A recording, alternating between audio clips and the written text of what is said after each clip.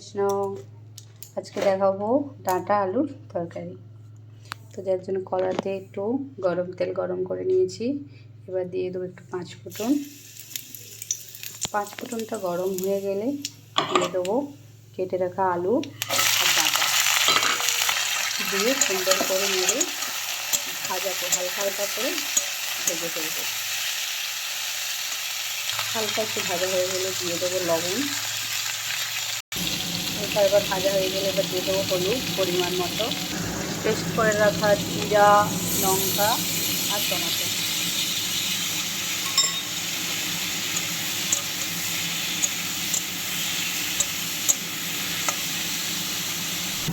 ভাজা ভাজা হয়ে গেলে এবার দিয়ে দেবো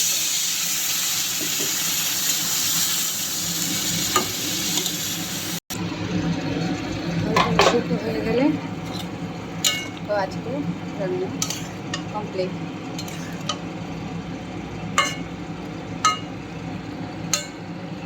হালকা একটু রসা আমি রেখেছি,